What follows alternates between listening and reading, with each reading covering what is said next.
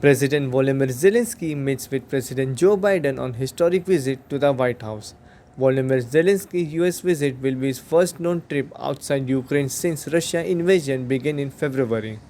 President Joe Biden welcomed Ukraine President Volodymyr Zelensky to the White House on Wednesday. Zelensky's first trip to White House. Zelensky's first trip outside his homeland since it was invaded 300 years ago by Russia. Zelensky meeting with Biden at the White House comes ahead of his address before a joint meeting of Congress on Wednesday night at the US Capitol. Zelensky, wearing green color cargo pants and sweatshirt rather than a suit, was driven to the White House where Biden, joined by his wife Jill, met him. Biden then escorted him past doors where guards held the US and Ukrainian flag. Zelensky's visit comes as Biden and Congress repeat their commitment to Ukraine, sending billions humanitarian and military aid to the country. Zelensky presents military award to Joe Biden.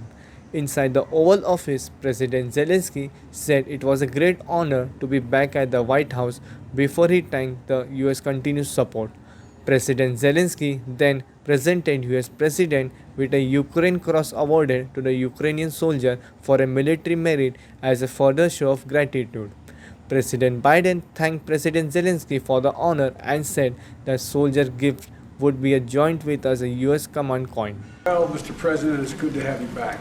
I'm delighted you're able to make the trip to be here, and it's an honor to be by your side. 2 days, hard to believe, 300 days. Been going through this, and Putin has waged a brutal assault on the Ukraine's right to exist as a nation, and people have stood proudly with them, Democrats and Republicans, together with our allies in Europe, Japan, and other places, to make sure you have the financial, humanitarian, and security assistance that is needed. We're going to talk about that today.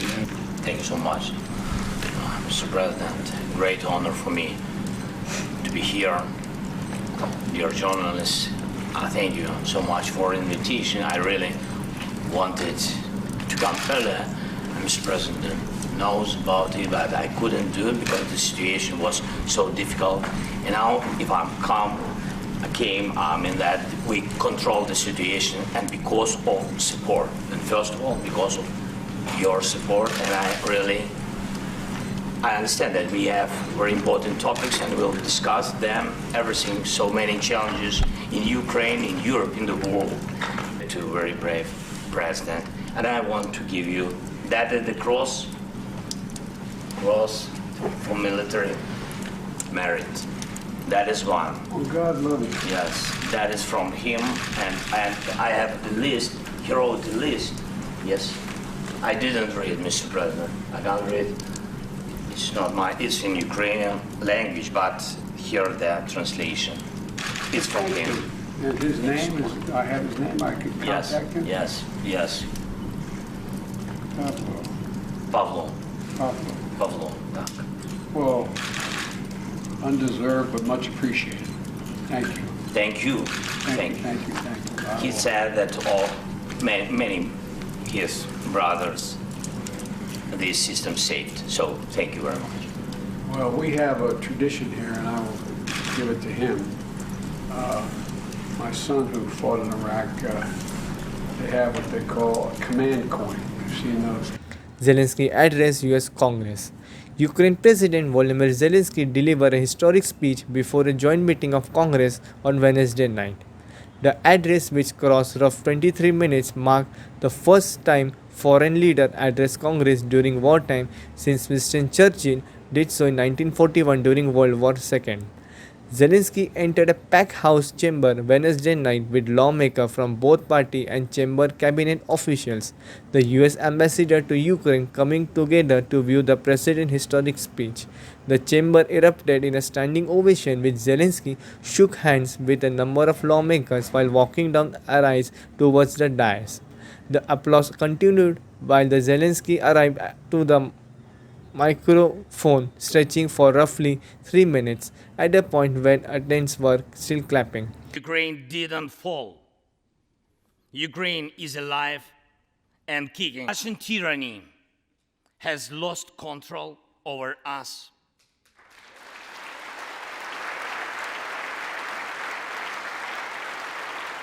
for both financial packages you have already provided us with and the ones you may be willing to decide on.